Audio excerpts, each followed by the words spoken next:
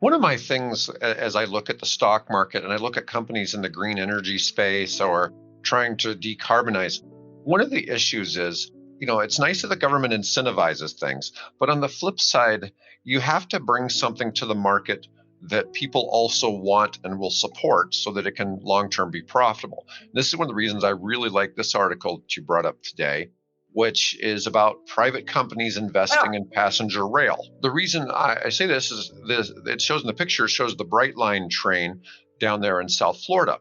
So I recently took a trip to Florida for a conference and I stayed in Fort Lauderdale.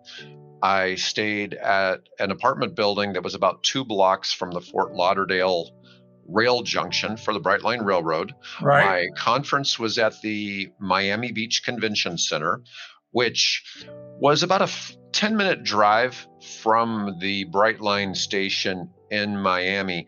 At one point, Miami had a free shuttle from the Brightline over to the convention Okay. center, Yeah. but they've dropped it. But at almost all of the locations where the Brightline stops, and this runs from Palm Beach down to Miami, and it has stops in Aventura, Fort Lauderdale, and obviously Palm Beach. But this article is talking about how they're about to connect to Orlando as well, which would be really nice. There's a company in Miami and at least at the one in Fort Lauderdale, which are the only stops I got off at, that had electric golf cart service that would take you basically anywhere that you wanted within like a mile or two of the railhead, so you didn't have to walk. But I was too lazy to flag people down, and it was just as easy. It wasn't. I didn't need the commotion, and Right.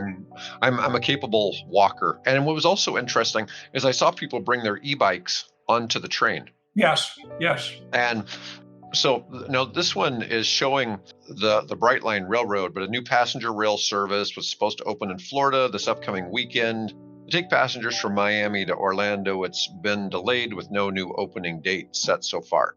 Now, what I like about this, the Brightline actually owns their rail network and they own most of the real estate Along near it. the terminals. So what they're doing is they're developing apartments and condominiums Yep. near all of their terminals. So then they have a basic market for people that not just want to be in those communities, but that may work down the rail.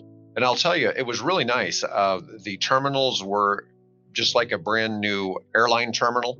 Yeah. And so very modern, all kinds of places to charge your phones, no shortage of Wi-Fi access, lots of room to work on the train. You were seated in pods of 4 with a table and chargers. Yeah. You could work, you could break out a laptop, or you could eat something that people walk through, serving food and beverage.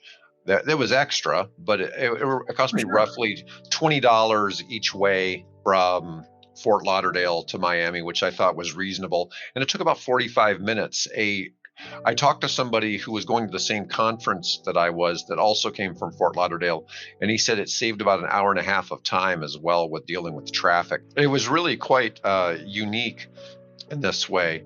And this article goes on to talk about rail companies were losing money on passenger trains. Congress created Amtrak to run the routes instead. But what I do like about Brightline is that it seems to be covering its own bills. Now, it did get millions of dollars from the government for the Florida project. There's another project out west that's requesting $4 billion from the feds. The success of these things is when you build these lines, you want to build or have them in very close proximity, within 4 or 5 blocks of housing. And generally those are, multi-family housing, condominiums, they point out, things like that. That was a model that was developed very early on, a number of decades ago, down in Curacao in South America. And they found that by building those, they encouraged people to live along those, and they used the rail, and it just was. So I think what obviously Brightline said as well, we'll use the rail system as the loss leader to take and get people to come in and buy these apartments and condominiums, and that's where we'll make our money. And we'll also guarantee that we'll have ridership. So it's really makes a lot of sense to look at it from that perspective. It's not a new model because if you will remember when they built the Union Pacific, they got a whole bunch of property all the way along that stretch of rail track, if you will. It led to the development of the West. The Well, wagon trains that got us started, but it was the rail system that really made the difference in the conquest of the West, I guess you'd say so. right, right. Well, what I liked about Brightline too, it had almost, I wouldn't say it had a party atmosphere. They weren't like playing music or, running strobe lights or anything on there, but they did serve alcohol on there, which I don't really drink. But there were, at each location there was also a bar and a place you could buy snacks and things like Sure. that. And a lot of passengers were really taking advantage of, sitting at the bar having drinks and things like that. So I thought it was really, for a lot of people, it was probably a very nice way to travel that might suit their lifestyle. And it had a good, just overall atmosphere. Like I said, it was very clean, safe. They did make you go. They did search your bags, things like that, like they would for major transportation. So Right. quite an element of, safety, I assume. I saw people bring scooters and e-bikes on Mhm.